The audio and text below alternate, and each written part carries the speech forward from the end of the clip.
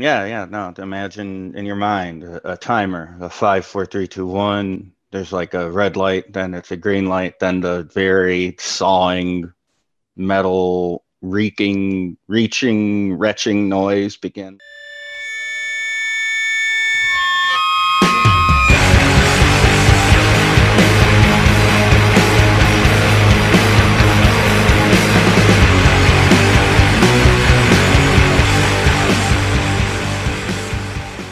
Hello, I'm Michelle Perez. I'm joined with my buddy Jake, and we're the podcast working on, as you all know. We're just hanging out today with Gretchen Felker-Martin. Hey, Michelle. Hey, and yeah. Before we kind of get into it, as always, the good old long-winded intro. Today was kind of a bummer, Jake. I Yeah.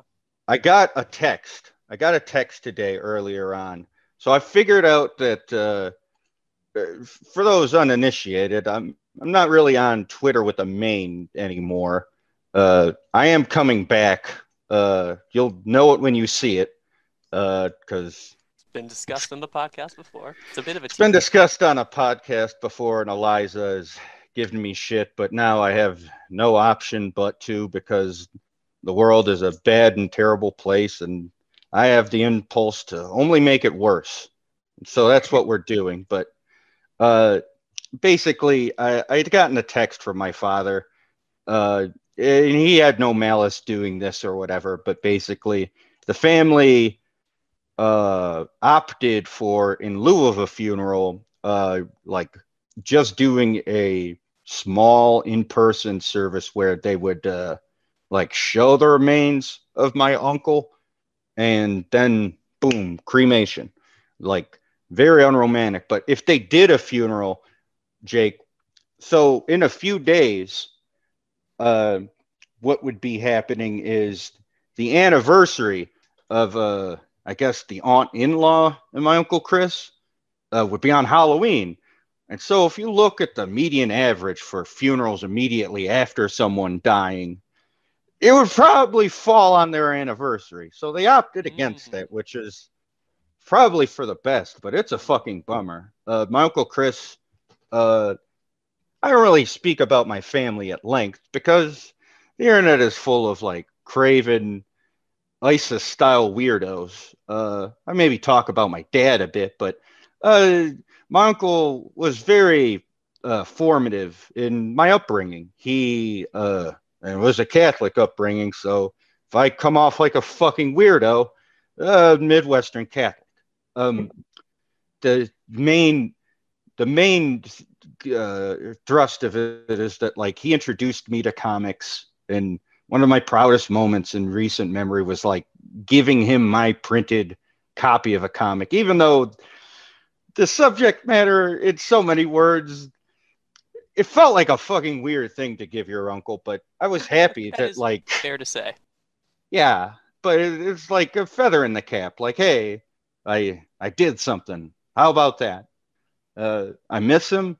I wish all the best to his wife Dawn, and all the people he leaves behind. And he's left an indelible mark on myself and my brothers. He's not only our uncle but our godfather, and that's that is the extent to which I want to talk about that at length. But that said, uh, since we're on the subject of death, again, just to bring it full circle, we are here with Gretchen Felker-Martin, a a luminary in the fields of I don't want to say goth type shit, but someone who's had a lot of interesting things to say about revulsion, death, the erotic, the idea of on a sort of base level, all levels of art kind of being about titillation, even discussed as a form of titillation. Uh, very very specific in her ways of articulating it. You could see a lot of her work in Nylon, Fan Bite. Uh, she's done wrap ups for television programs like Game of Thrones and the like. Recently, she's put out some pretty interesting takes on the film Dune. A lot of people have had quite a bit of hay they've made about a particular self-published piece she did through Patreon called I Don't Want to Grow Up and Neither Can You. And one of my favorite articles that I don't want to like 100% say it's like a big formative part about the pod, but I wish there was a world for us on the choice to consume small art was an article she did featuring Kat Graffam and a plethora of queer artists she published via Nylon. Without any further ado, I want to welcome Gretchen Felker-Martin to the show. How you doing? Oh, you also, sorry, shit. You are also through Tor Nightfire putting out the new novel, Manhunt, which I've been reading through. Gretchen Felker, everybody. Thank you so much for saying all that nice stuff about me, Michelle. And I'm really sorry for your loss. Yeah, no worries. Like, all right. I want to read the room because I mentioned this before about death, but I think it was very sad, and I did like immediately cry because he's like 46, but with some people that die in family where they're like old, like nothing registers. Like I had an 80-year-old grandpa that died recently. It was like, that fucking sucks, but like nothing. The dog dies, I'm inconsolable for days. I don't know what part of the brain that is, but it's ridiculous. But no, it was like crying that day, and like, no, everyone's like catatonic. I think everyone's a nerd to death in some weird way lately. For whatever reason. Yeah, who could say? Yeah, who knows what's going on with that? Yeah, I mean, you know, now that we've lived in the middle of this hailstorm of corpses for 2 years. Yeah. Oh man, yeah. No, we're gonna like. I mean, I had like a visit recently from out of town, and it really did like. It was nice to see them, but in going out and about the town, it was a big bummer to really realize that like everyone I talk to about the way I'm living my life in the pandemic thinks that I'm overdoing it, quote unquote. Now, it's just like, oh, that's part of why America hasn't figured this out yet. I mean, you know, we don't. Yeah, it's just like, people shrug.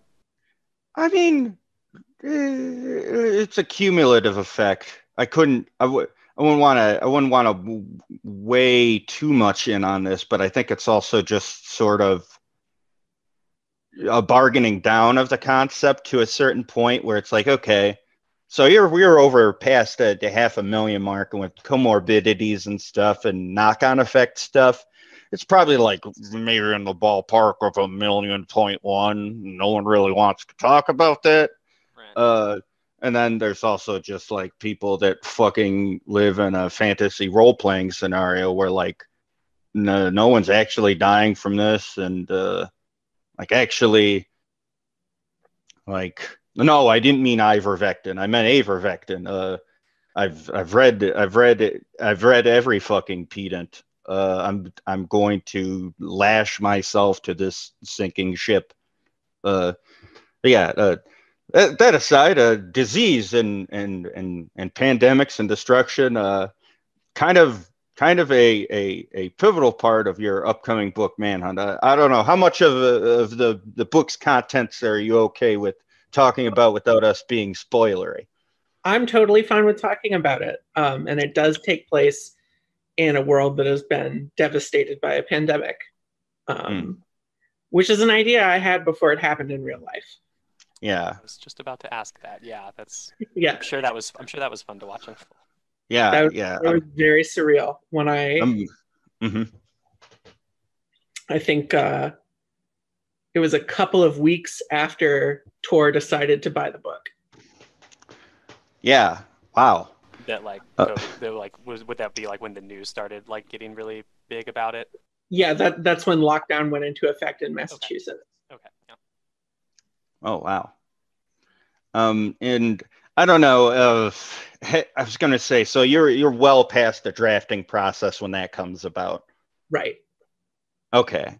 So yeah, no, I'd had something similar where I was basically pushing the follow up for my comic, and like it's like, what if the 5G stuff was real? Was the initial pitch to someone, and then now it's like it's all much worse. I was like in Baltimore at the time, Right. and feels great, man. Essentially, yeah. I've been reading through it. Jake hadn't had a chance to like look at it, but basically, right now, I'm kind of in the part where the mechanics of the world are kind of being elucidated upon, and we're kind of learning about our cast of characters and also how distinctly if I'm reading this correctly, and I'm not far enough along to say anything definitively, but as far as I know, basically, if there's anyone that's like cis in this world straight up, that's like a cis man, or someone that is gender non-conforming that isn't taking some sort of hormone blocker, if they're like oh fuck, this has been a long time since I've whipped this one out, AMAB, or assigned male at birth, or whatever medical designation you feel fits that. I'm talking myself into circles, but basically, if you aren't on hormone blockers and testosterone is at a high enough point is in your body, you're going to become a very unfriendly fellow of some type. Yeah, and this happens not just to people whose bodies naturally produce testosterone because they're assigned gender as male, but it happens to people with polycystic ovarian syndrome. It happens to peri and postmenopausal women, sometimes to pregnant women who can experience sudden surges of testosterone. So it's something that affects almost everyone in the world in one way or another. Ooh, damn. Yeah. Well, if I were in that world, I would simply not have testosterone. I would. I mean, that's the whole point of the book. So easy. I would simply take an excessive amount of Spiro and like really watch my potassium levels. So in terms of process, a lot of people, if they don't like know this book straight up, their first introduction to you will probably be through a lot of your prolific essay work. You've done a lot of critical essays, not just disseminating the works themselves, but also fandom interaction with the work. This is sort of like a new form of cultural criticism. I think is kind of really a post-aughts thing for the last 15 or 20 years that I think we're starting to really get our heads around. Like you could kind of see it in New York with Paglia and a lot of those fucking freaks and weirdos from that circuit of writing, but now it's a much more sort of mainstreamed thing. And you kind of made your bones in the prestige era of television with a lot of that stuff. And I mean, what do you kind of see? What do you kind of see? Or excuse me, like where do you see a lot of this going? Like a lot of this cultural engagement and possible over engagement that people have in the current now, Well, that's a really big question, but if I had to boil it down, mm-hmm. I would say that the cascading sort of illiteracy towards parsing art and events and things as simple as conversations and interactions will continue as it has been, getting worse. there's a tendency, once a cycle of fascist thought begins, for it to go until it burns itself out, because fascism is so difficult to effectively combat in any kind of rhetorical or polite way, because it's incoherent. It has no center. Fascism is the position that whatever feeling you're having is the center of the universe. Which is part of why I write about disgust so much, because disgust is sort of the unexamined lever behind so much of what we do to ourselves and to each other. And I think that asking yourself, why do I feel disgusted right now, is a tremendously valuable thing for any person. As for this sort of trend of meta criticism about criticism, I think that over time, the chaff will sift itself out, and we'll see what is usable from what remains. Yeah, that's an interesting take. I kind of think about this because so many of the people with sort of insightful things to say, or it's like a really mixed bag. Like I read a lot of people that do really interesting games writing, but like you shift that to cultural criticism, or say like something in the political sphere, and they're completely illiterate in it, and they speak in big overtures, they speak in broad brushstrokes. I myself am like a psychopath. I read everything, and I mean like everything. So I want to know what the trads think. I want to know what the anime avatar, like Nazis that are like constantly bargaining down. No. It's this character is actually like 18 plus or what. I gotta know what every blood drinking psycho thinks, to almost my own detriment. But I like a fuller understanding of the world. It's not like a patting myself on the back thing. It's just like you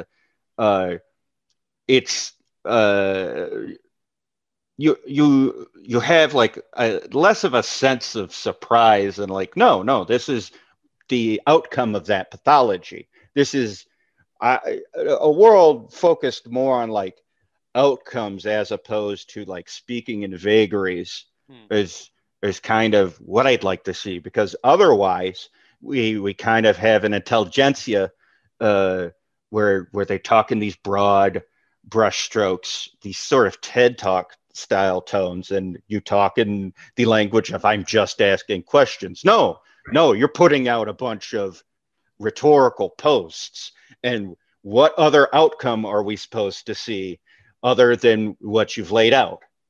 Right.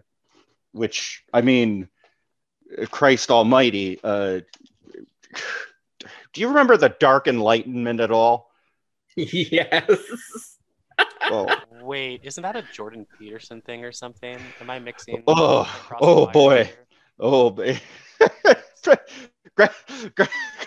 Gretchen, how much of this do you know about?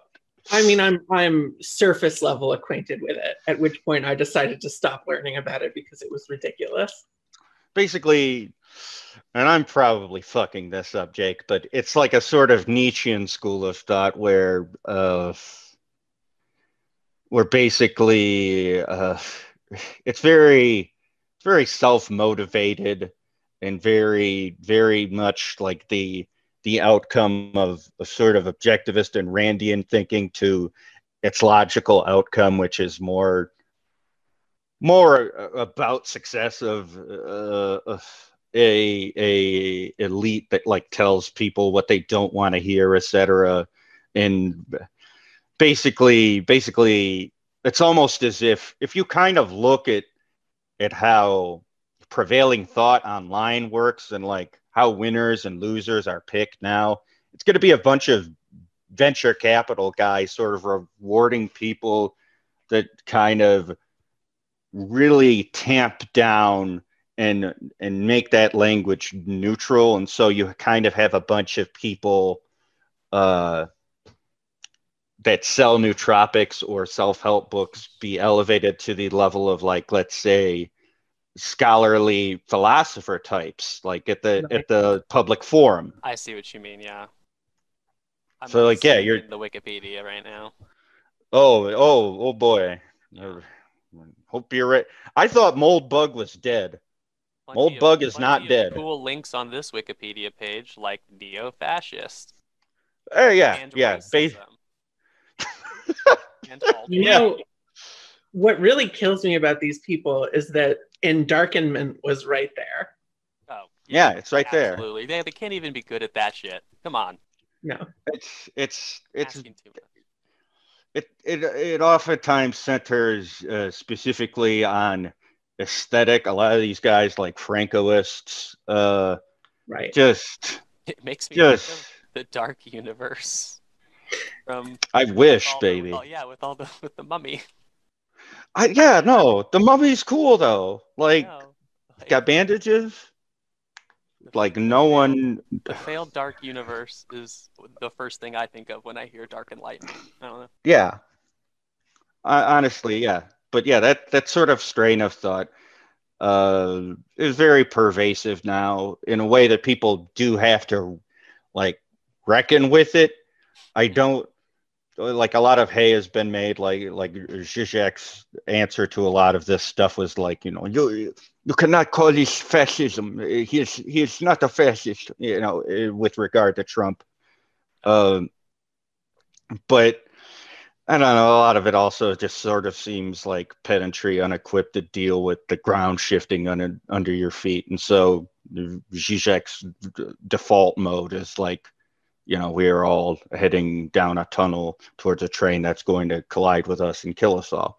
Which, I mean, is great imagery. I love it. But it's also just like, it's a type of strain of leftist thinking where it's like, you're so ready to accede defeat and, like, never think of things in terms of destructive, like, capacity you have that you could leverage in a positive way. But I'm just rambling at that point. In terms of some of your article writing work, Jake, you kind of wanted to hit some stuff with the old tennis racket, homie. What was you gonna say, dog? Well, what I was telling Michelle before the show is that one of the ways in which I started following you on Twitter in the first place and stuff was Soprano tweets, which I absolutely credit you with the beginning to watch The Sopranos in, like, late 2019 through 2020, falling in love with it. This is a total aside, but, like, I feel like you're one of the only people I've seen who, like, whenever I tell people I love Livia Soprano, they look at me like I'm a psychopath, and I'm like, no, there's so much there, like, wonderful in so many terrible ways. Yeah, one of the great performances in a lot of ways. Yeah, absolutely. And just, like, very strange for me to read about it being inspired by David Chase, because it, not without getting too deep into the weeds, like, The Sopranos rang a lot of bells for me in my own personal life with regards to that exact relationship. So I had a lot to see in Livia as a character, and I feel like you're, like, one of the only people I've seen treat that character with, like, absolute respect that they deserve, for sure. Yeah, I mean, that's really important to me when I'm engaging with art. I don't think there's anything to be gained by making moral judgments about art that you're watching, but there's a great deal to be gained through empathy and analysis. Totally. Yeah, like, I've, like, walked people through how, like, yeah, it's not fun to have a gun shot above your head. Maybe that would make you a sour person. I don't know, like. Yeah, have you seen Many Saints of Newark yet? Yes, I was gonna ask because we watched it. I think, were you there, Michelle? Did we watch it together? We didn't watch it together, but we had words about Many Saints, basically. Out of everyone that I think watched it in the group that me and Michelle kind of all keep in touch with, I was the one that probably was the most generous. I liked it the most. I did not dislike the Many Saints of Newark. I was also into it. Yeah. And I thought that bringing that moment in, which could have been, you know, such a cheap callback and in a lesser writer's hands, and then suddenly it snaps that famous exchange between Tony and Janice into a new perspective, which is that Tony is the family member with enough insight to understand that it's a horrific story, not a funny one. Right. Yes. And just the fact that they gave that scene the gravity that they did, like, I really enjoyed the crap out of that scene. Me too. Just from that perspective. I'm an apostate thinker here in that I'm done. There were so many strange callbacks, and the tone shifted very wildly that I kind of felt like I was in the midst of a pitch for the first season of a new HBO Max show, which apparently they've been in talks about and are considering like doing this specific era onward as sort of a prequel show, which kind of makes it make a bit more sense, because as a self-contained story, I actually love the tendency of David Chase to kind of have his characters and the events and stuff like get left on the table and not necessarily get like followed up on immediately, because there's not a lot of definitive closure in life. And like the show is so much about it is about family and regret and like the sort of downward arc, like in microcosm, not just of America, but like just decline generally. That's right. A major theme throughout The Sopranos is decline, degeneration, right. And the era's over. Yeah. It's starting to crumble. And like how do friendships, family be retained when, you know, so much of it is disposable? And there's so much fan service in the film, and there were so many strange decisions that like I didn't like it as much as I wouldn't have. I don't love the movie. Do I enjoy it? Sure, but you know, teach their own. That said, Jake, I interrupted you. You were in the middle of saying something about Livia. Oh no, just that. You know, I think you just brought it up because I had called to mind that scene, and that it was like, I feel like it's so hard for some people to really empathize with Livia when actually, like, you know, on some level, like Tony, the main character of the show, is like one of the only people that can do it. That's just like super weird to me, because I've had a mom who I loved but was not easy to talk to, and was maybe not the nicest person. And everyone who's had to deal with that, I think, knows that, like, it's just fucking complicated. And I've never seen it put on TV so effectively, like, delivered as I had. I was, like, just thinking back to the idea that I was literally a child. No, I was, like, a child and a teen going through some, like, you know, just dumb bullshit. And then watching it as an adult on The Sopranos, watching Tony's relationship with his mother as an adult, just being like, it shook me a little bit. I was just like, oh crap, this is actually what it was like. Like this is like ringing a lot of bells in my head right now. It's pretty nuts. And then just understanding also like the humanity of the show, the humor in it. Like, yeah, it was nice to actually watch something that I had absolutely missed out on through the lens that, you know, ultimately I was introduced to by like a lot of your really funny Sopranos impersonation tweets, or just you tweeting about how the show is like really fucking good. Like both of those things combined was like what like was kind of like, oh yeah, I should actually catch up with that. And then I like watched it on the first two on like an airplane trip, and then I was like, oh yeah, we're all in on this. I'm so glad. I mean, if I can make a few dozen people watch The Sopranos, I'll consider myself a success. Yeah, no, it was truly something where I was like, okay, like it's just also, it was wild to watch it and be like, oh, wow, this is literally what every other TV show's been ripping off for like 2 decades now. Yeah, it's nuts. So much of it is just like, oh, okay, like, I guess I get it. Like, you really did make a really good show that everyone else kind of took a little bit out of for a bunch of other TV. Yeah. And then, just I think the other thing that I really connected with your work that I wanted to like just do an anecdote about the I don't want to grow up thing is like a year before that article was published, I was driving back home from a show with a friend of mine who is also like was like a writer guy and does like pop culture like I do and stuff. And we're getting to know each other a little better, and we're walking down to a bar, and I was trying to describe this frustration I was having with like basically why I'm such a big nerd. I also hate talking to people about it. I don't like going out and like proselytizing. And like I did that when I was a teen, and I always felt really like, like kind of weird about it. And I'm 31, so I always say like I'm in the last class of children that could have possibly gotten made fun of for liking Batman at a certain point. Right. So mainstream now that like maybe it does happen, but that concept seems weird to me. Like who could get mad at a kid for liking the Avengers of this day and age, whatever. Right. It's like all that kind of stuff. And then I was saying to him, I was like, man, I love a lot of things. Fucking hate fans. And he was like, you nailed it. And I was like, yeah. And then a year later, your article came out, and I was like, she nailed it. I was like, because it just crystallized so much of what like I was kind of feeling about that level of just super weird entitlement and ownership that people start to have over what is literally like an intellectual property, right? It's a media. Right. Many people work on it. It's the sum of many parts. It's fun to watch sometimes, but it's like to treat it like in a piece of art that one person is responsible for is nuts, and yet so many people do. Yeah, it's bananas.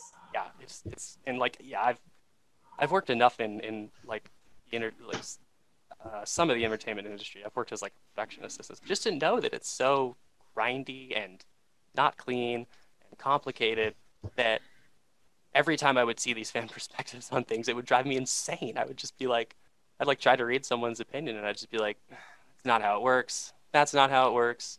Nope. Like, right. It's like illiteracy. Mindset. Yeah. It's illiteracy. Absolutely. So just that, I don't know, the fact that you're writing about that broke through to so many people. It was nice to see. It, it was like a buoy out in the ocean. I was like, oh crap, good. There's other people out there that are seeing this and that think this is that like I'm not taking crazy pills here. Like, it sucks. Like, that's really the most I could ask for any of my work. I'm glad that it had something for you. I feel like right now, creators have never been more accessible, and people have never had as low a barrier to shouting their opinions. Yeah. And there's so many that like, it's like, cool, man, you shouted your opinion. That wasn't very different than other people's opinions. It takes a lot to cut through. Right. It's a mess out there. I was about to say, yeah, in terms of that, like the initial reaction was like not all positive. And obviously I'm not going to focus on that, but I do think there's a tendency now for, I would say that one thing you do well, and I would say that article is like a harsh criticism. In that it's not it's not like an infantilizing piece, but it's talking about the process of self-infantilization. Right. In that a lot of people, maybe they don't necessarily get to have the idealized childhood or this or that through a lot of mitigating factors beyond their control. But like, it's a harsh criticism. And I also feel we live in a time with a lot of destructive criticism where I'll give you, I'm not going to name the specific writer, but there's an Australian of some report where if she sees a trans person, she's going to like say they're a member of NAMBLA and that they're a pedophile or a child rapist or something. Right. She looks like the goddamn crypt keeper, but has all of these sort of remarks about others, and it's very strange in as much as you would figure, because we live in a world with ugly people or or people that are otherized or this or that, and like, okay, they're gonna imagine she's otherized in some way. I try to empathize because hell, I am, but at the same time, it's just also like I feel a lot of those sort of critiques are like destructive critiques, like in terms of your output of work, like is there a way to sort of have a consistent output of harsh critique while still having a level of empathy to the human experience? Like, is it a fine line we all have to sort of walk sometimes? I think that it is. You know, I wish there was an easy way to explain how to do that. I think that, as in so many other situations, what you have to do is try your best and learn as you go. And inevitably, if you are going to venture opinions on big issues, you'll probably ruffle some feathers, get things wrong. I guess if I were to boil it down to one piece of advice, I would say never dig your heels in. There's just nothing to be gained by getting defensive when someone points out a mistake you made. And I'm not immune to that impulse at all. Who is? No, it's very natural, and it's good too. Yeah, I think it's one of the most important things you can learn, especially as a writer or just a general citizen on the internet, is that sometimes you're wrong, and it's not really a big deal. Mm-hmm. I said this the other day in class. I'm studying to be a therapist, so this is like a lot of your work also speaks to me on that level of like, what are these people thinking these days? Everyone has to learn to hold that L. You have to. Yep. Can't get it. Like I used to play competitive Magic the Gathering. All of my hobbies are specifically about games where I have to just either pretend to kill other people. I play a lot of shooters and stuff. I try hard and lose a lot at these activities, and getting pissy about it never helped me get better at those games. Never, not once. And that just straight up applies to like most things in life. Absolutely. Being a gracious and big-hearted loser is such an important skill. Mm-hmm. Because typically the things that you can compete at are not terribly important in the greater scheme, but the relationships you can form around them are, or at least can be, extremely important. I fully credit getting my ass whooped in the Seattle Magic the Gathering scene with making me a more mature and understanding human being. That's awesome. Yeah, it's a whole like some of the most I've ever learned is from people who were like, they were way better at me. They also didn't care as much. And I was like, how's that work? And they're like, you just gotta not get that mad about stuff and play your game. And I was like, oh my God, what a concept, right? Like not going on tilt if I make a mistake. Who'd have thought that was possible? But it's like a very valuable, life lesson. And it's something that I'm like bringing into like my schooling now, because I've had to explain to multiple people, like, listen, and this is where like what resonates with me about your work too is like central thesis of a lot of this is like people just don't want to feel uncomfortable, and we have a culture that really sets it up so that in a lot of ways they don't have to, I guess, is like, that's not maybe the most accurate way of putting it, but I mean, they feel entitled to comfort more than they are willing to examine their uncomfort. Yes. I don't think that that blows my mind. I don't think that they necessarily have comfort in many arenas. Exactly. And in fact, I think that plays into it. I think one of the most pronounced factors in people behaving so badly is that they don't have control over their own lives. And so when they come into like some sort of abstract scenario where you might actually be able to exert a lot of control, the urge to sort of project your problems onto an arena where they can be solved, it's very appealing. Yeah, in many ways, it's also sort of like it can then in turn like a tendency, or I don't know, maybe a pathology, tomato, fucking.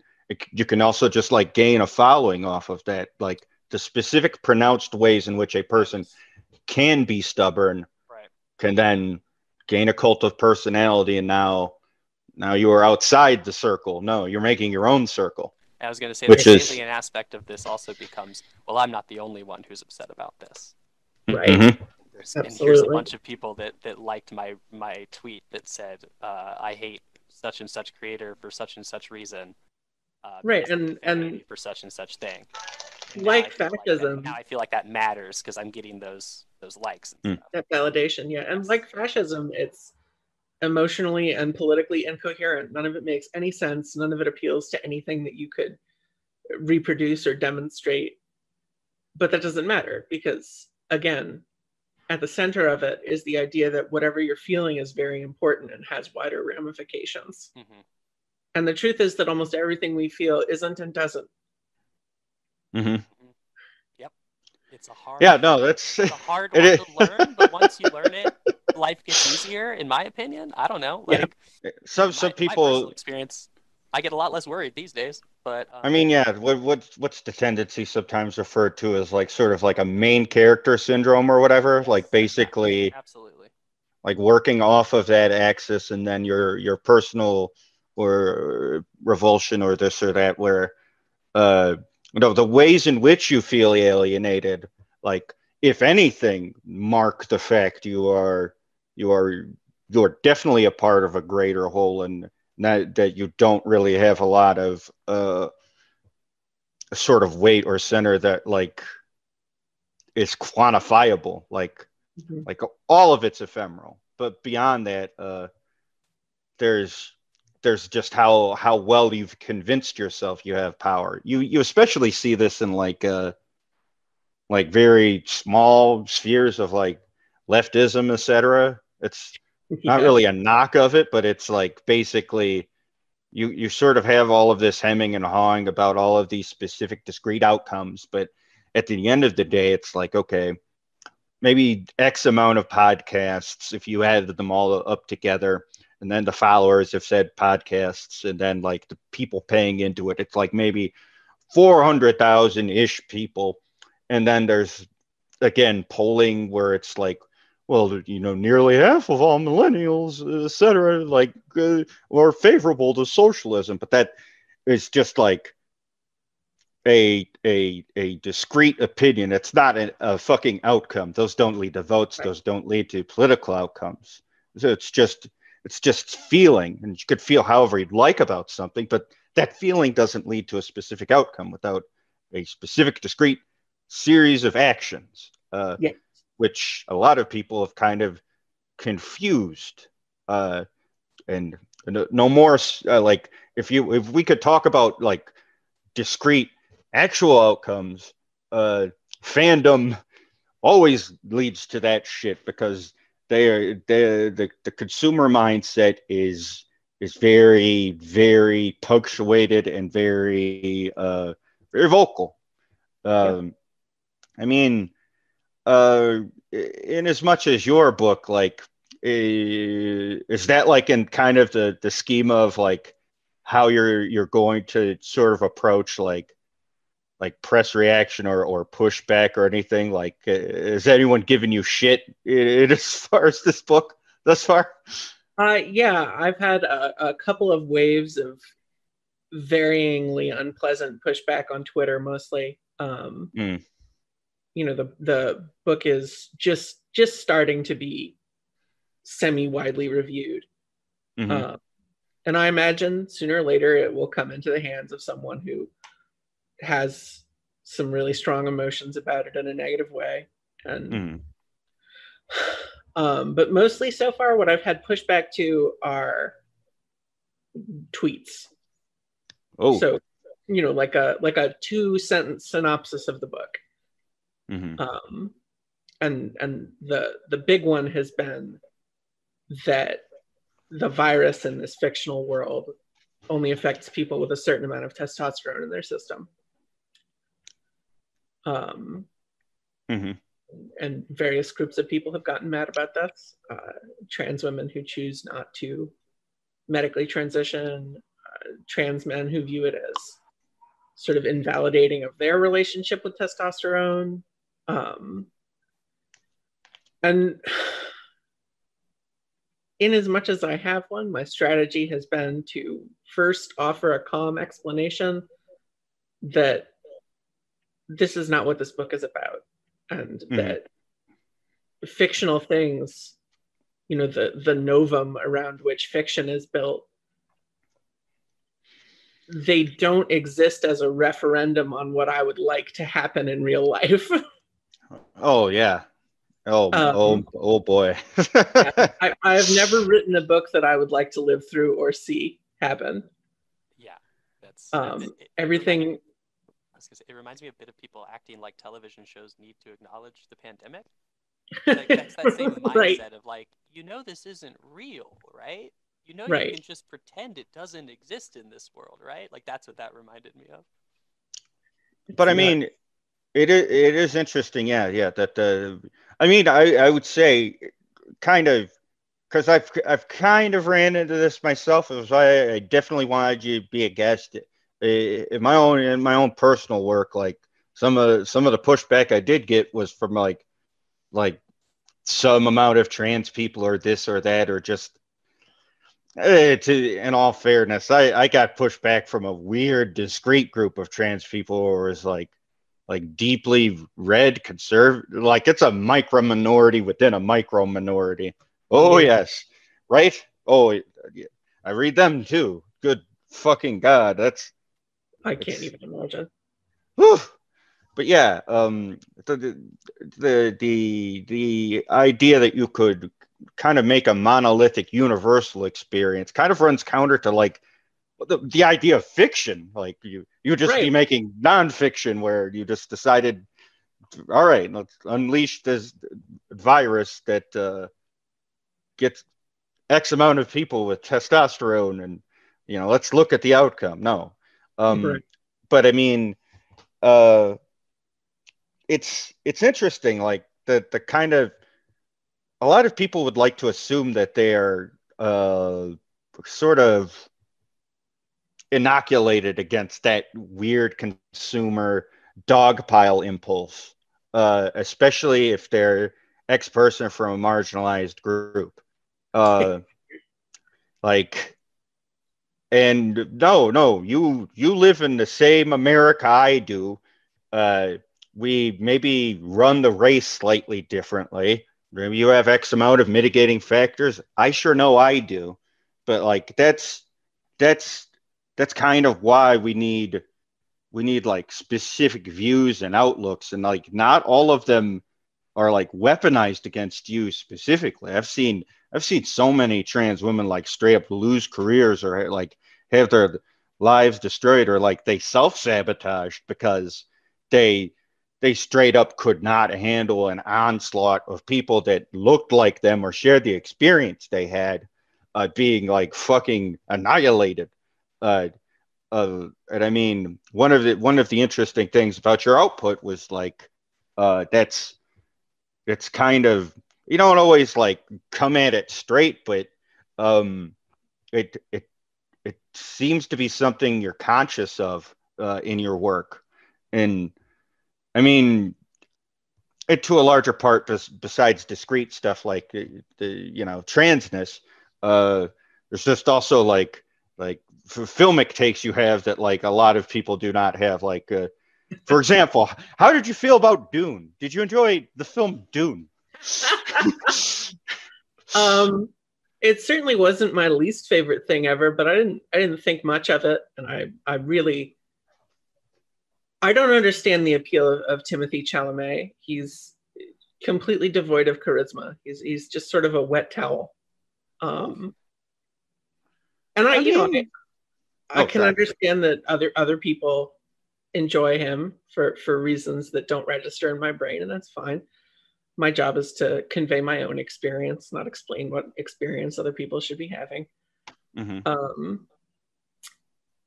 I would say that the two biggest sticking points with the movie for me were that I found it to be a very conservative adaptation of a really nutty novel. Just sort of timid, aesthetically unadventurous. And also, I hate that fucking fat suit that they put Stellan Skarsgård in. I hate it so fucking much. It made me insane with rage every time I saw it. It's so bad. Yeah, I haven't seen it. Is he playing is it Baron Harkonnen, or is that? Yes, he is. Okay. So I've only seen like stills. Like, oh man, I can only imagine. And he's in like a lot of latex, but not enough. Yeah. Ugh. So it's just the worst of all possible worlds. I was about to say, like, I don't. Is this like a CGI intensive movie? You almost would have figured that they would have CGI'd his ass. Yeah, it's quite a CGI intensive movie, and I imagine there's some touch up going on there. Mostly, he just looks like a potato. He doesn't look like a fat person. He looks like a potato. Maybe that's what the Dune universe does to a person. Yeah, I mean, the harsh potato sands. That's my fascinating thing with Dune is I've had pretty much no experience with the novel. My earliest memories of Dune were seeing commercials for the sci-fi television adaptation. Oh, I grew up on those. I loved them. I never saw it, but that was like I saw commercials for it. And then I have had multiple people in my life who have all had extremely close relationships with Dune, but all have very different opinions about it. When this movie comes out, I could like scroll my timeline and see people who will all agree that Dune is a fantastic book, and they're all just like, this movie fucking sucked. I love this movie. This fulfilled a dream of mine. I can't believe this thing looked like garbage. I'm just like, who knows, man? Like, you all like Dune, so in a movie. That's what I was like. I guess it was a movie. In my opinion, that's great. A movie that can support robust reactions like that. It's always something that it at least means something's going on in there. Right, and that movie is definitively the vision of Denis Villeneuve, who's not someone whose vision I particularly want to see, but it's him, and you couldn't mistake it for someone else. Right. And I think there's a lot of virtue in that on its own, especially in the modern film landscape where most blockbusters are virtually indistinguishable. Right. And I think that's like, man, being able to say that about a movie that you're not even that stoked about is just smart. Like, that's just like, yeah, of course. But it does take that level of self-awareness that a lot of people don't have. Just like, yeah, at least this is not a play by numbers thing, even if it's not my favorite thing. Right. Yeah. Yeah. Like, for those. I had people. I'm a big Halloween fan, so I watched Halloween Kills, and in the moment I was like, I'm fucking in for this. Whatever. This is the most fan servicey bullshit I've ever seen, but I'm like on it for the ride.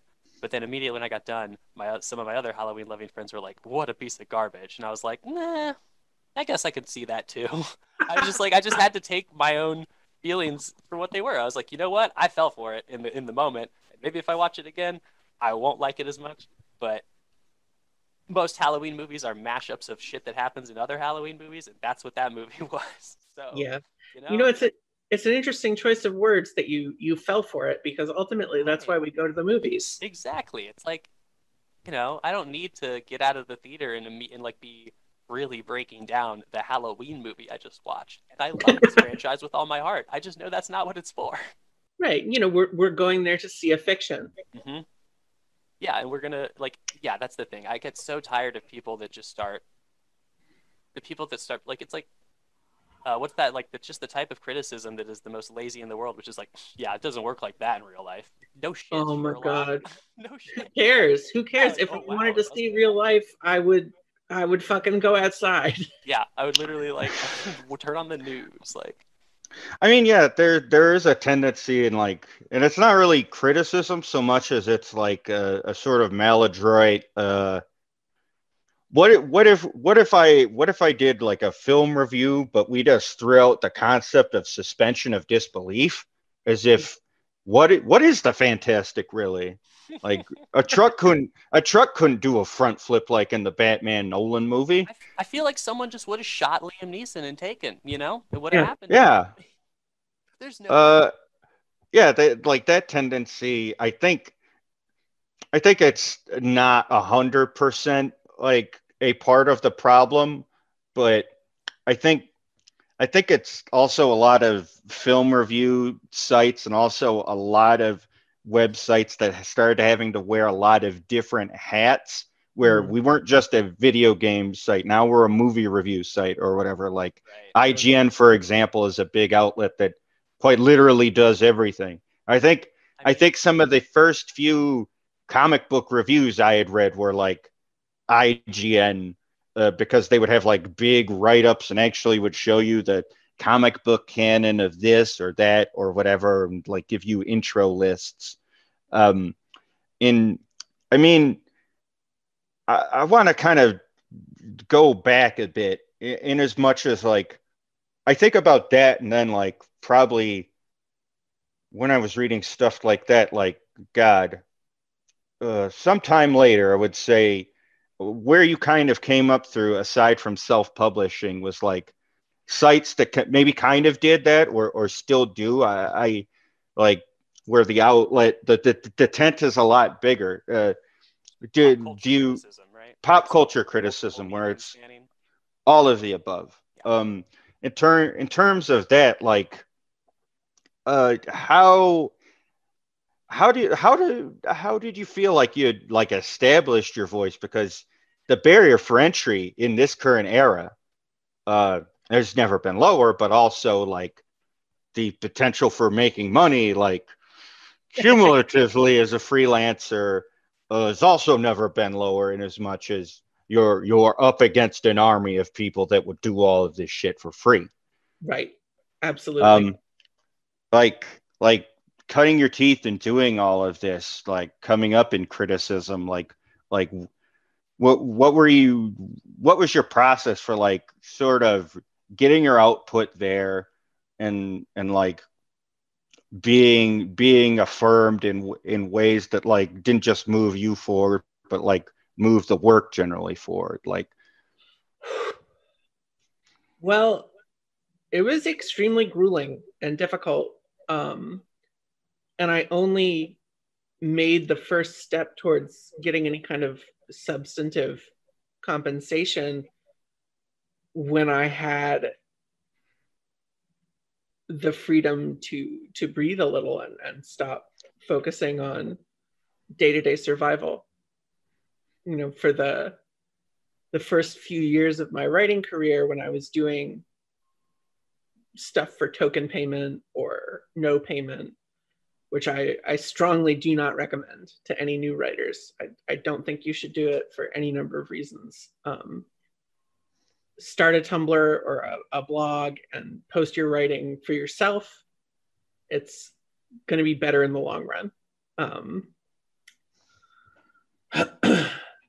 But when I first started, those first few years, I was a copy editor, I was a professional dominatrix, and I was really, really struggling to make ends meet. You know, I would steal to eat, and just in general, it was very difficult to make time and mental space to write anything. And I don't think it's an accident that things only took off after I left the shitty relationship that I was in and accepted that I was like failing to make a living for myself. And I was lucky enough to be able to move back in with my parents for a couple of months. And once I had that support, I was able to pitch, and I was lucky enough to have made some friends in television and film criticism and in independent comics. Sean Collins and Matt Zoller-Seitz and Julia Graffair were all early proponents of my work, and helped me get my first gig, which I think was writing about Succession, a show I don't care for, at Polygon. Oh God, holy shit. No. You're like making a lot of great points that I think everyone should take to heart. Like, we could talk at length at a different time. you and I have a lot of, let's say, experiential overlap. That said, yeah, no, Succession, probably one of the worst fucking things Adam McKay has ever done. I want to cut my head off and throw it at a fucking wall when I hear everyone raving about it. Okay, but isn't the thing that you didn't watch it? Gretchen had to watch it. Oh no, I did watch it. I stopped watching it because I was just like, I can just watch The Big Short. About what it is. I can watch The Big Short and fucking huff poppers, and it still sucks. Yeah. With same cast too. That no Steve Carell. That's the only thing you're missing. But sorry, as an aside. No, the thing I will actually bring up here, just as motherfucker. No. You also, by saying that I have not gotten to Billions yet, but you are the reason it is on my list of things to watch. Billions rules. Okay, yeah. Because I saw you. Billions. It's not Succession. Like, well, if she likes that more than Succession, then I should give it a shot. So I do need to give that a shot. It's fun. I would not put it in like. Right. Exactly. In competition with the greatest shows ever made, but it's like really fun pulp. That's all I'm about. Yeah, that's some good TV right there. But yes, I'm sorry. Succession, as you were saying, you were writing about Succession, and that's where there's like a tipping point. Yes. Yeah, that's after that I got hired by Merritt K to write for the VRV blog, which was this sort of short-lived experiment that grew off of Crunchyroll, of all things. Yeah. It was attached to a streaming service? Yeah. Okay, yeah, that's right. Yeah, I remember this.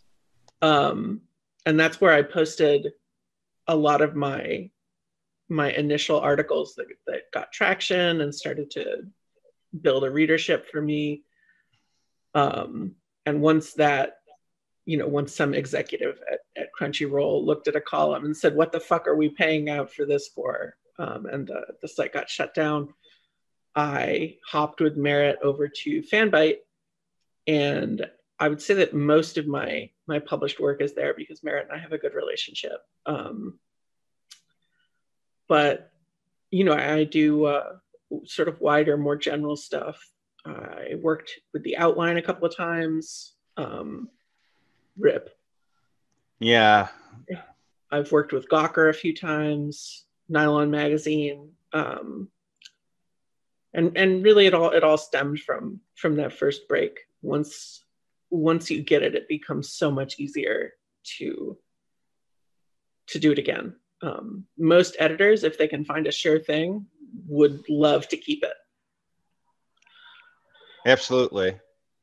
Yeah, how just as an aside, just kind of with that in mind, I mean, you mentioned the Outline. Like, personally, my frustration with a lot of stuff is also like a lot of outlets also just fucking die outright. And like your relationship with those past editors or whatever are still having their contact information sometimes for a lot of newer writers is sort of essential, especially if like that site is down. I mean, once you become more established, as you said, like, did it feel less as though you were kind of hopping from platform to platform that's literally disappearing behind you? Yes, absolutely. When I first started freelance writing for film criticism and cultural crit, I was dealing with a lot of anxiety from financial insecurity. I was not super functional on a day-to-day basis. But, I mean, this is such a frustrating thing to talk about because really what most people need is enough money to relax. Like they need that more than they need medication. They need it more than they need therapy. And ultimately, it was the thing that allowed me to start repairing my mental health. Was just having a little bit of money and knowing that I would continue to have a little bit of money next month. And if I had another piece of advice to give prospective writers, it would be have a Patreon, make your own work for yourself. No matter how small that base is, it's better to own your own stuff. Oh yeah. In terms of that, yeah. Like owning our intellectual property, our comic, like is it hasn't all been a bed of roses, obviously, but like I'm still that is still my thing. I can retain, and like if we want to like work out merch or adaptations, blah blah blah, etc. or whatever, that's our intellectual property. Right. We can do that, as opposed to, I think now a tendency is for people to kind of get the very obvious paycheck. Obviously, in comics, a lot of people don't like hearing this shit, but if you're the writer in comics, you got the easier fucking job, without Absolutely. question. No question. But like, people are going to snatch you up and put you on all of these properties. And a lot of people throw a lot of their very interesting ideas at, like, say, a Marvel or a DC. And you know what?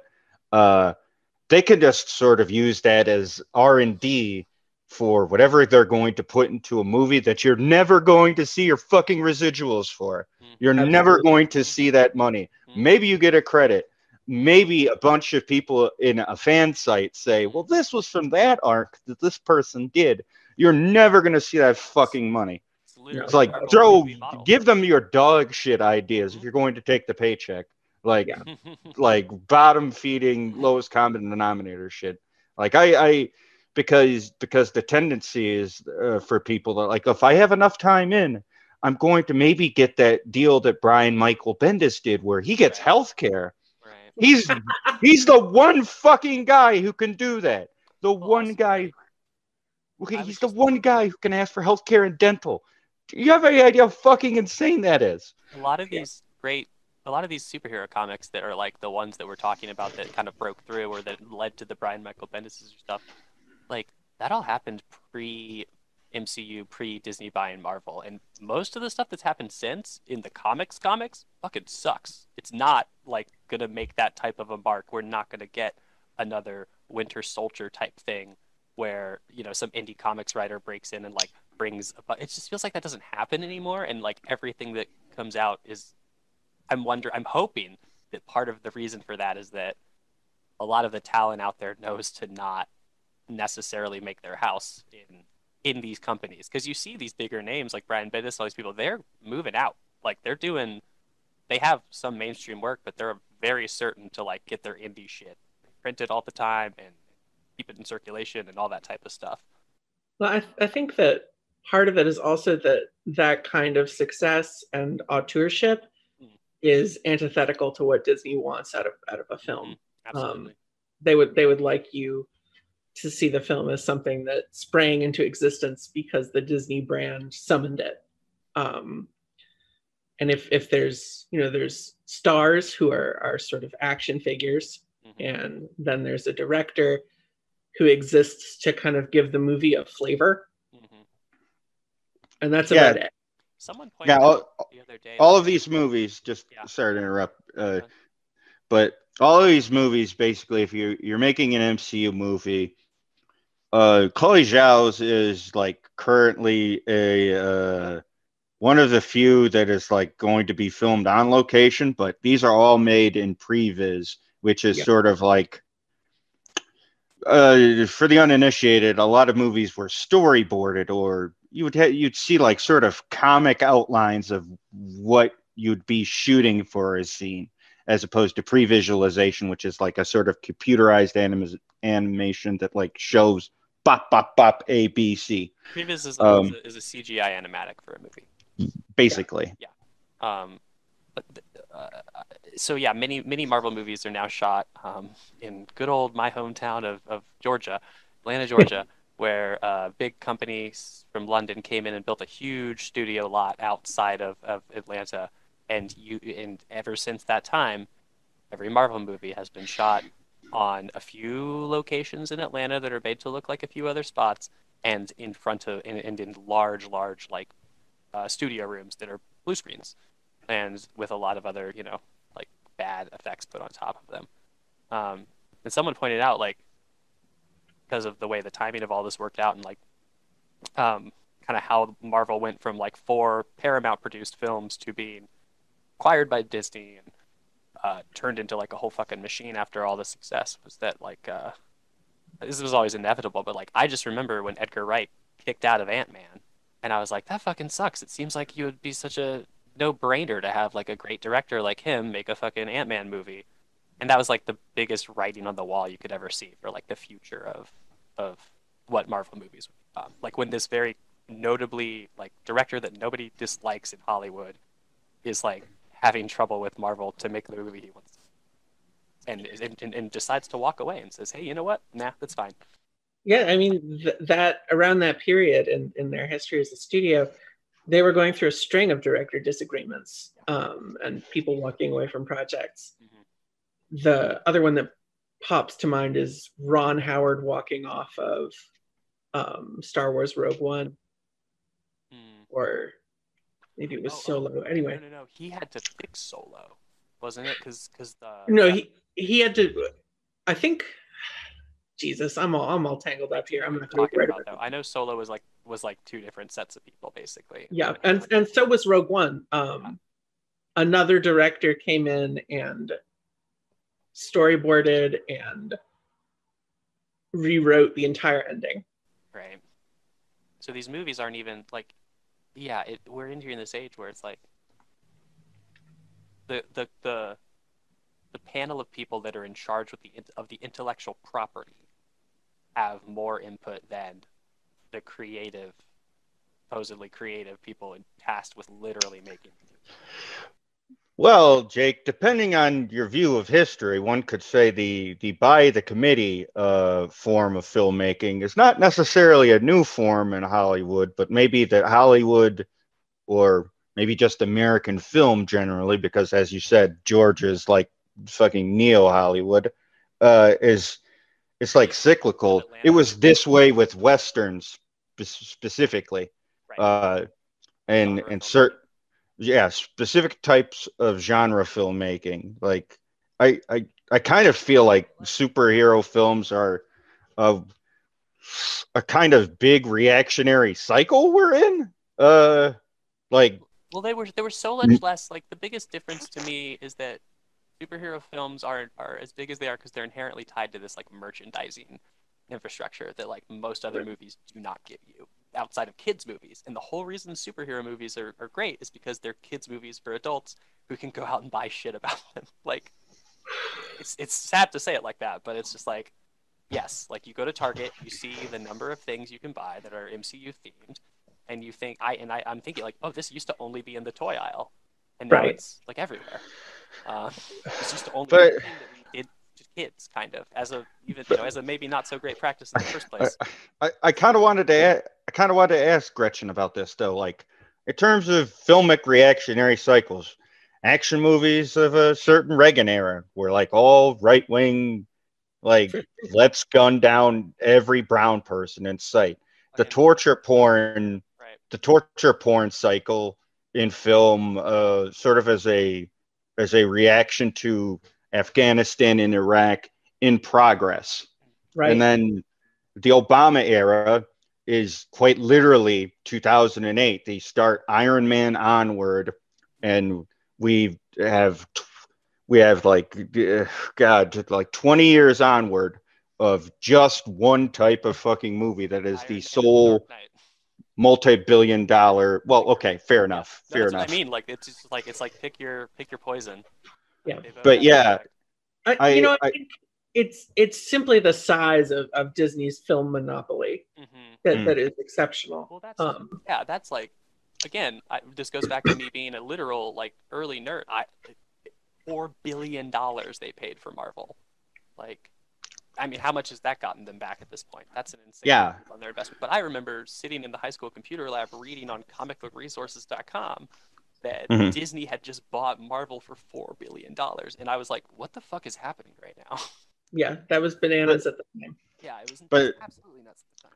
But I wanted to ask you, because I kind of to circle back to that sort of article sort of about self-infantilization or what have you. Like, I don't want to like bang on this drum that many others have, but like there's this sort of tendency within like MCU fandom specifically, because of where it started and the fact that it's never ended. Uh, I mean, right now in the COVID era is the most it's ever slowed down. And with Shang-Chi, it looks like it may start back up again, but like It already has, yeah. But to that end, like, do you see any sort of over like is the MCU sort of like tender queer shit for straight people? What is it like? No, I think it's just slop, and a lot of people for a lot of different reasons like to eat slop. You know what you're getting. It's the same as The Big Bang Theory being inexplicably the most popular TV show. Right, or NCIS. Right, yeah.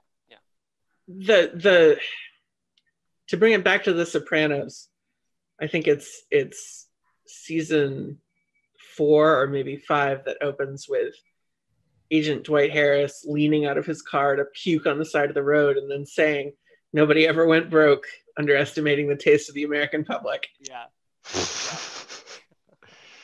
You know, I mean, genuinely people don't have taste, and that's not a moral judgment.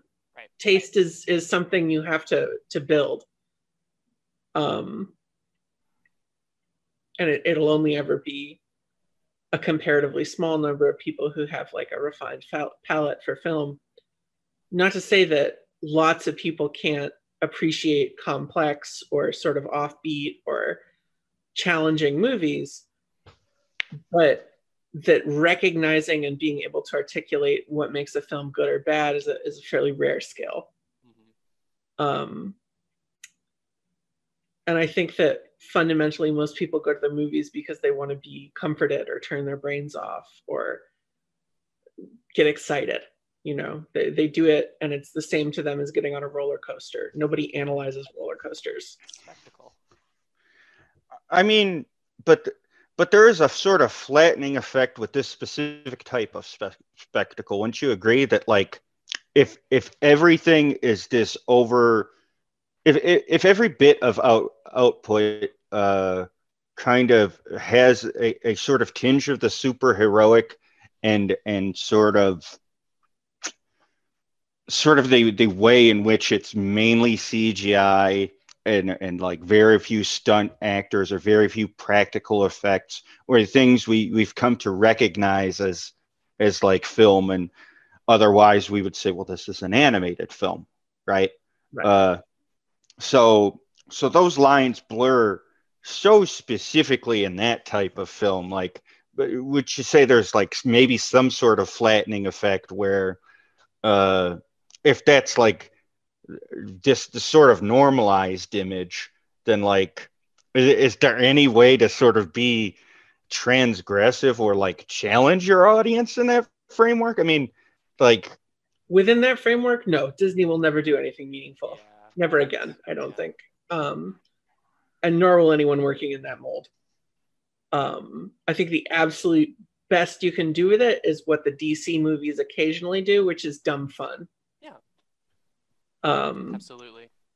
Which is really... And they put much more, like, the thing that I was thinking with regards to what you said, Michelle, is that we live in this era where to make something supposedly fantastic on a movie screen is more a matter of computer processing and technical artists than it is of practical effects. Like, one of the most transgressive things I could think of for any filmmaker would be to go back to doing, like, maybe even just like CGI, like painted over or like supported, like very effective practical stuff. Because what bums me out about the Marvel movies is you can watch some of the early ones and see way more like on location stuff or excitingly framed action spots, and like some of the early CGI is just kind of whatever. But then once they built that studio in Georgia, and once like we kind of enter in that era that we were talking about where director disagreements begin and the formula starts to get formula, like everything has that terrible blue screen effect to it and that terrible post-processing effect to it. And I think that's just so It's just the fact that we have this quote unquote easy way out. Not that any of the work those people do is easy. No, but it is non-union, so it's much easier to exploit. Absolutely, another very relevant part of this picture for sure is that, like, yeah, what are we going to do? Get a bunch of fantastic and wonderful sets built, or pay people on computers to make it happen? Just make it up. Just throw it. To speak to the rest of what you were saying, Michelle, yeah, I think this is a really destructive impulse or influence on the world of film. I think that it does flatten people's understanding of and relationship to film as a medium. And while I love and appreciate and will continue to seek out the less mainstream or outright independent film that continues to come out even in the shadow of this monopoly, you know, there's no shortage of good movies to watch. It's just that there are fewer resources to go around. So not as many of them get made as have been made at other points in film history. I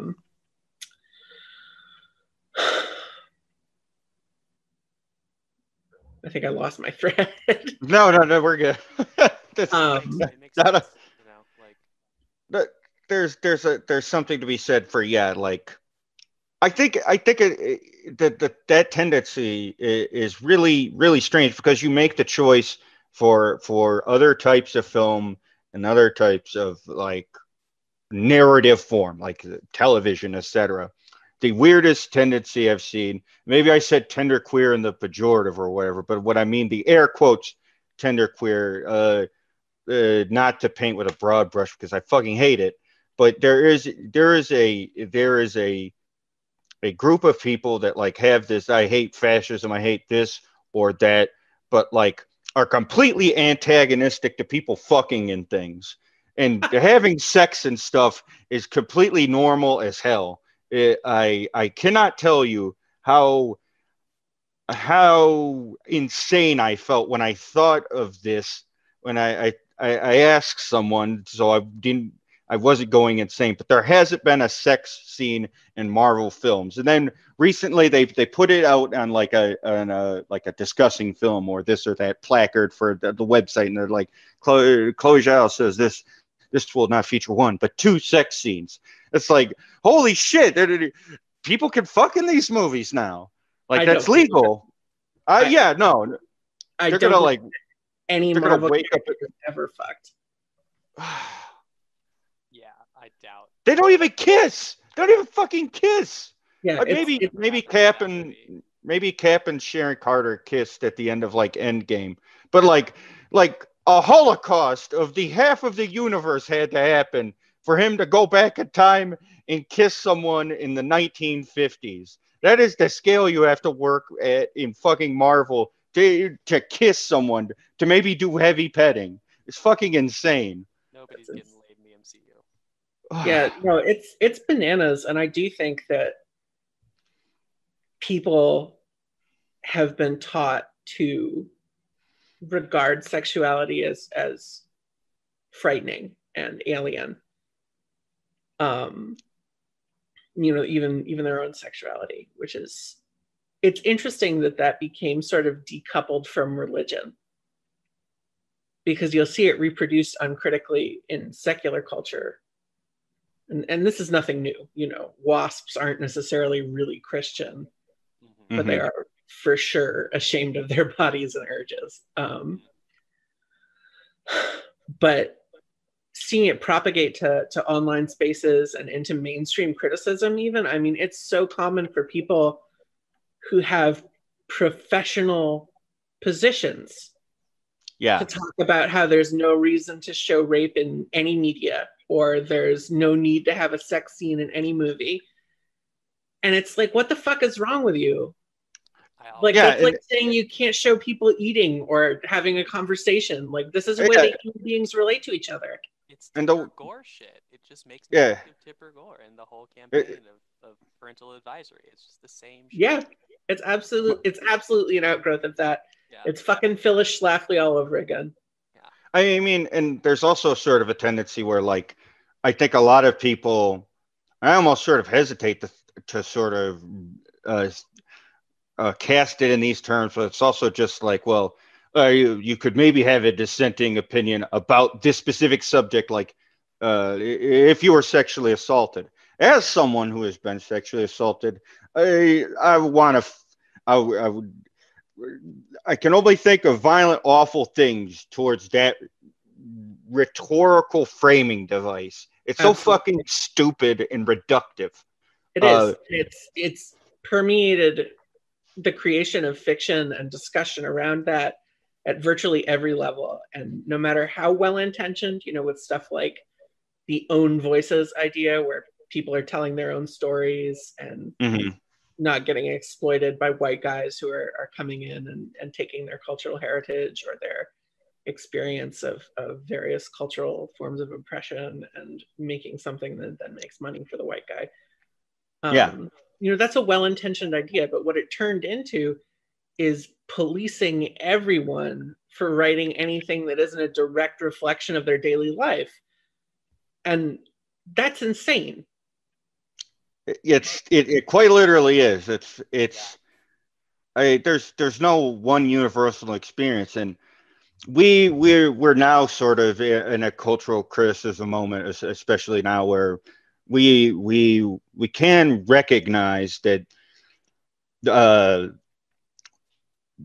people's output can have real world effects, but is it anecdotal? Is it part of a larger overarching societal project? Maybe just even beyond entertainment, like the BBC now. The BBC, I'm going to say the most charitable things towards the BBC. And keep in mind, there's always a two-week sort of crawl between these episodes. But basically, the BBC has kind of gotten behind the position that like they would like to create a world in which trans women's heads are smashed against the ground with cinder blocks. That is their view of the world right now. And they work in kind with people and specific, discrete bigot groups that are not just funded within the UK, but also America via the ADF and various American think tanks and groups of televangelists and evangelists generally.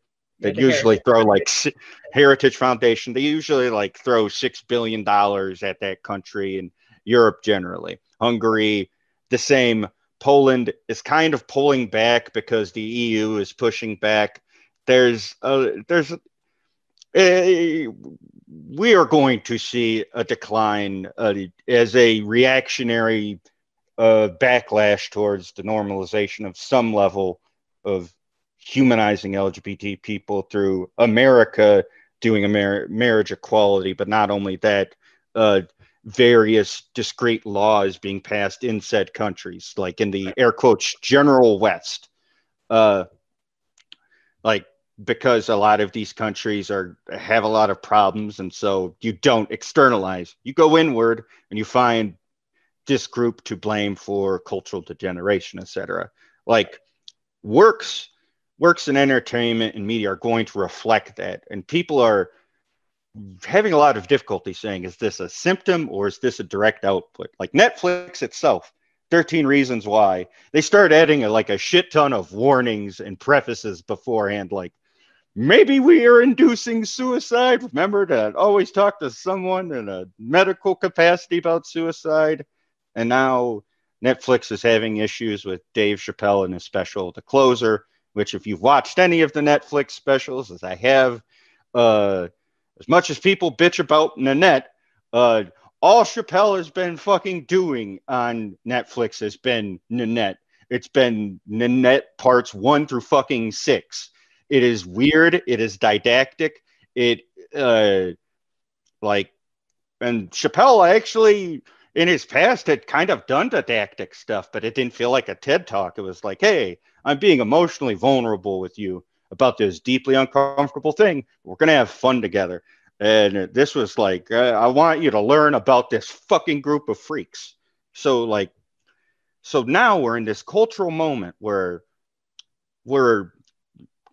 we have real world effects on people out there in the world, but we don't, but we do, but we don't, but we do.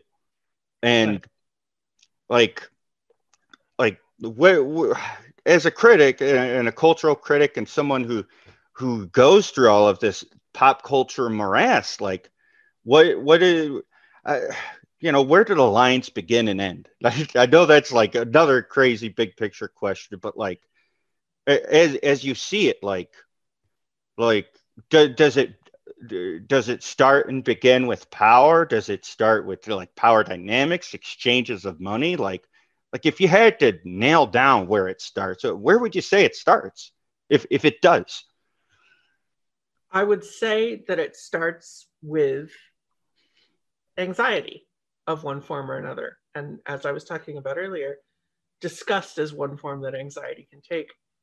Mm-hmm. But more generally, imagine a person living in England who is born in 1970 and lives through first recession and then economic boom and then recession again, and then no real recovery. Things just sort of start to creep downward in different ways. The infrastructure of the world has sort of fundamentally shifted. Money has been funneled upward. The middle class is evaporating. And suddenly the life that you were told that you'd have no longer exists. It's gone. And you have this angst, you have this anxiety, this fear of the future. And that's not something you can do anything about. You cannot topple the future by putting your shoulder against it. You cannot change a government by walking out into the street and yelling at the nearest cop that you disapprove heavily of the government's actions. It takes organized militant action to make that kind of change. But what you can do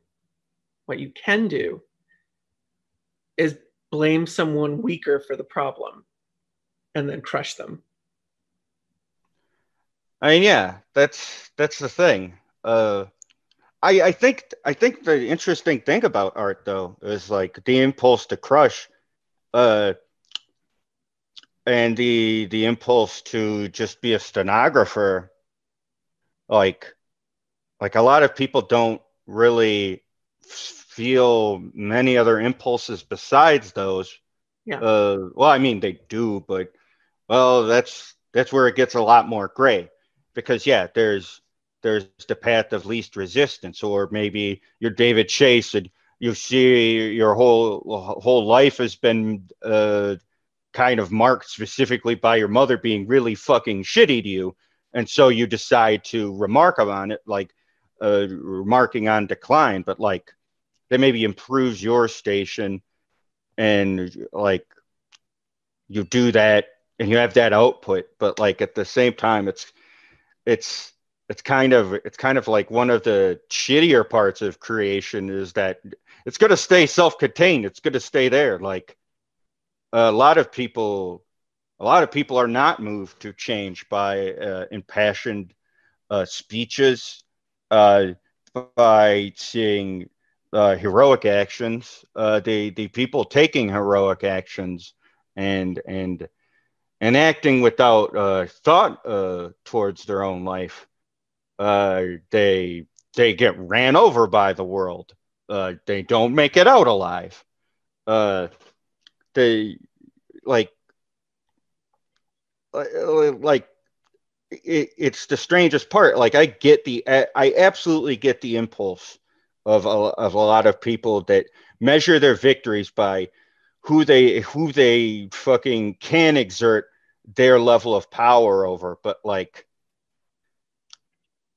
we sort of need a sort of identification of that gray morass where you've just become the thing you hate, and it's like no no one became anything. We fucking are what we hate. There's a lot you and the Tory person have in common, and your differences might actually just be affectations. which a lot of people don't want to reconcile. And I want to believe there's a way forward on that, but like a lot of days it's very difficult to see. In as much as that, do you feel like literacy in X amount of subjects can be like a balm? It could be ameliorative towards this.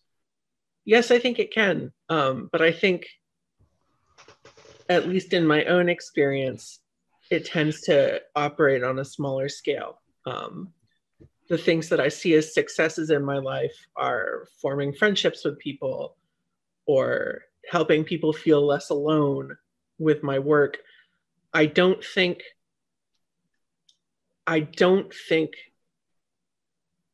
that any but a tiny minority will really have their minds changed by a book or a movie or listening to a speaker. Mostly what I think art gives you is the perspective or insight or courage to act on impulses you already have or to not act on them.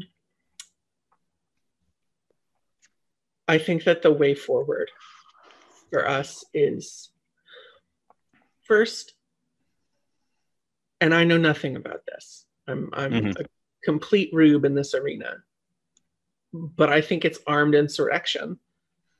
Yeah, absolutely. And the second part is the nurturing of community, and I don't just mean broad groups of people who share the same descriptors. I mean feeding each other and loving each other and touching each other and making life bearable. Mm-hmm. And I don't think there's really anything else. Oh no, absolutely. It's extremely easy to overcomplicate the matter, in fact, and I think yes, it's good to keep those simple-minded bullet points, like on a piece of paper in your head or something. Very well said. Just as a postscript, when Gretchen Felker-Martin said armed insurrection, this was of course in the video game Minecraft. Via Redstone. Good pick. But yes, I mean, no. The mods for the video game Roblox. I've never played Roblox, Jake. Roblox is fucking terrifying. It's capitalism for children. I mean, Gathering just fucked up. Kids are literally people to program Roblox games for. We did the Fortnite episode. They might have to do a Roblox episode in the future. No, fuck you. No. It's gonna get. Yeah, no, we would do VR chat before we would do Roblox. No, we wouldn't. Well, maybe. I don't know. That's another discussion. Shit. Oh man, you gotta see this VR chat stuff. Silly. Yeah, it's like, well, I mean, I've never smoked crack cocaine, but you know, just gonna dive into the deep end of that pool and say, VR chat, it's like smoking crack cocaine. All right. It's a wild shit on VR chat, that's for sure. On that note, as we said on Ramon's podcast, the only way forward is the death of liberal democracy. On that note, what's up, Jake? Oh no, I said that's what's up. That's what's up. Because I was agreeing with you. On that note, Jake, I want to thank my producer, Jake. We will be coming back full steam with the full cast of characters in the near future. I'm going to cut in before you wrap. I got one more question. Well, actually, one question, absolutely. One request. My question: you seen that Chucky show yet? I have not. No. We've been liking it. We're liking it, folks. I do love Don Mancini, and I love Brad Dourif and Jennifer Tilly, so I will be watching it. It is slapping. So I definitely wanted to either ask if you liked it or recommend it if you had not seen it yet. And then gay icon Don Mancini. Yeah. The gay icon Chucky too, as far as I'm concerned. Gay icon Chucky. He beats the gay kid. He's a monster. That kid needed a little talking to. I don't want to spoil it. I did. I'm gonna spoil. He gave me a fucking black eye. I don't even. A genderqueer kid, Michelle. You know? I don't know what else to say. Is it just like you're jumped in a gang? Listen, listen. You may think this is weird, me kicking you in the face with my little doll boot. However, I will remind you, I have a genderqueer child. No, gender fluid. Yeah, gender fluid. Put the accent on gender fluid. Gender fluid. And then also, just in the interest of you being a cool shit liker, is there anything that you've been liking a lot lately that you maybe haven't had as much time to tweet about or get out into the world? What's the new hotness? Stuff on your plate, so to speak. Oh man, I don't know about the new hotness because I am so tired and overworked right now. But I do have some hotness from the last few years spread out. One, everyone should watch Hagazusa, which is a witchcraft movie from 2016, directed by Lucas Fagelfeld. It's a German independent film about a woman who is accused of witchcraft by her small alpine community. And that's the whole plot. It's fucking incredible. It's all practical effects and extremely, extremely upsetting and violent and real. It's one of the few movies that I think really gets medieval mindset, which is always appealing to me because I find that period in human morality to be very interesting. I also recently read and loved B.R. Yeager's Negative Space, which is one of the most upsetting and frightening books that I've ever read in my life. It's sort of like, do you guys remember salvia? Like, was it the drug? Have I done it? Yeah. Yes. Yeah. So, yeah. It's about a fictional version of salvia that transports you to this sort of horrible other world of some kind of sorcery. And it's about twice, and that was more than enough. Yeah, for sure. Yeah. And cool. It's about teens who get their hands on that and touch off this gargantuan, horrible suicide epidemic. It's really fucking incredible. No, that actually it's also really gay. Hell yeah. In terms of other stuff, Julia Groffair's comics, especially Vision and Laid Waste,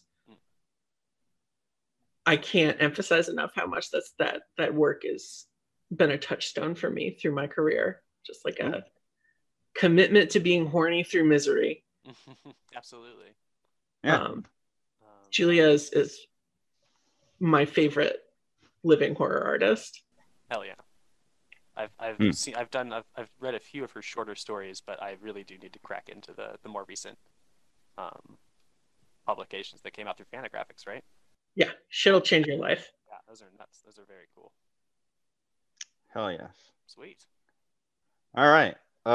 As always, I'm Michelle Perez. I'm joined with my producer, but mainly buddy, Jake. We'd like to again thank Gretchen Felker-Martin for joining us. Gretchen, where can readers, watchers, listeners, people of orifices reach you? So my Twitter is @scumbelievable, which is like unbelievable, but with scum. And my Patreon is just my name, Gretchen Felker-Martin. That's where you'll find the broadest selection of my work. There's critical writing, there's horror fiction, and I also host a screening series for people who are looking to get an education in horror film, and it's offshoots. And you can also read my work at Fanbyte and various other publications. All right, and in terms of that MANHUNT coming out. Yeah, when's that MANHUNT coming out? Yeah. MANHUNT comes out from Tor Nightfire February 22nd, 2022. Sick. Pre-order it on all of the sites that sell books. IndieBound elbowing that one a little bit more than the more mainstream ones. IndieBound pretty much can do what everybody else has done. I am not endorsing them. I'm just saying if you don't want if you don't want shit like what she puts out censored into a fucking fuck to death pile of rubble, don't just buy shit from Amazon. Yeah. good way to put it. That said, we appreciate you coming on, Gretchen, and we thank you for your time.